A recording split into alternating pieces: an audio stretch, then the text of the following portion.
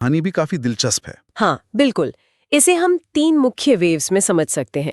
पहली वेव थी colonial period की। अच्छा। जब अंग्रेज, फ्रांसीसी, डच, पुर्तगाली ये सब भारतीय मजदूरों को, जिन्हें गिरमिटिया मतलब इंडेंचर्ड लेबरर्स कहा जाता था, हाँ, सुना है इनके बारे में। उन्हें जबरदस्ती या धोखे से मॉरिशस, कैरिबियन द्वीप, फिजी, दक्षिण अफ्रीका जैसी जगहों पर ले गए, बागानों में काम करवाने के लिए।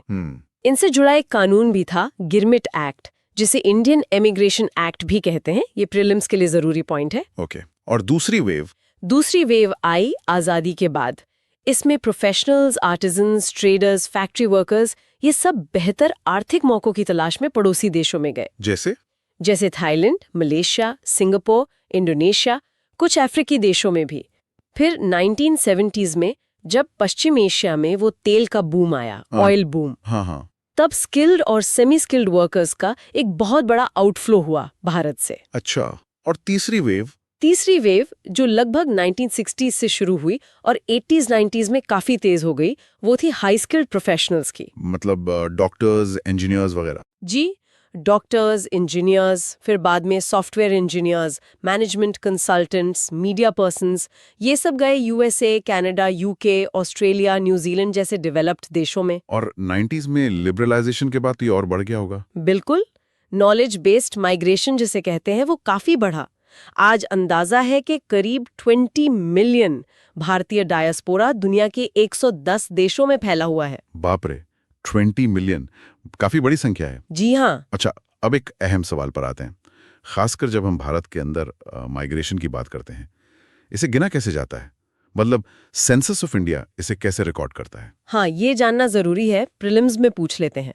सेंसस में माइग्रेशन को 2 आधार पर गिना जाता है। ओके। पहला है जन्म स्थान यानी प्लेस ऑफ बर्थ। अगर किसी व्यक्ति का जन्म स्थान उस जगह से अलग है जहां जनगणना के समय वो रह रहा है, तो उसे लाइफ टाइम माइग्रेंट माना जाता है। ठीक है। और दूसरा? दूसरा आधार है पिछला निवास स्थान यानी प्लेस ऑफ लास्ट रेजिडेंस।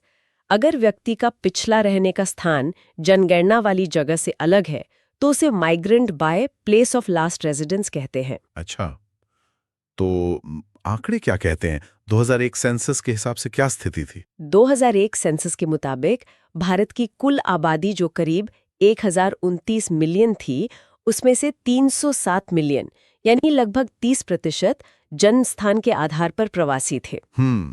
थोड़ी परसेंट। और अगर पिछले निवास स्थान के आधार पर देखें तो ये संख्या थोड़ी और ज्यादा थी, 315 मिलियन यानी लगभग 31%। तो मतलब करीब 1/3 आबादी माइग्रेट करती है या कर चुकी है। हाँ, ये आंकड़े दिखाते हैं कि प्रवासन भारत में कितना ज्यादा फैला हुआ है। यहाँ पे देखिए, मेंस का एक एंगल जुड़ता है। सवाल बन सकता है कि भारत में प्रवासन के जो ऐतिहासिक पैटर्न्स रहे हैं, उन्होंने आज के सामाजिक आर्थिक परिदृश्य को कैसे शेप किया है। बिल्कुल। अगर हम सोचें तो ये तीनों वेव्स जो आपने बताई हैं, इन्होंने सिर्फ इंडियन डायस्पोरा ही नहीं बनाया, बल्कि भारत की इकोनॉमी पर भी असर डाला, रेमिटेंसेस के जरिए। जी बिल्कुल। समाज पर असर डाला, कल्चरल एक्सचेंज हुआ, और ग्लोबल इमेज, सॉफ्ट पावर, उस पर भी प्रभाव पड़ा है। सही कहा। भारत की फॉरेन पॉलिसी और डायस्पोरा एंगेजमेंट को समझने के लिए इन वेव्स को समझना बहुत जरूरी है। बिल्कुल। और ये हिस्टोरिकल कनेक्शंस आज भी कई देशों के साथ हमारे रिश्तों को प्रभावित करते हैं। जी हाँ।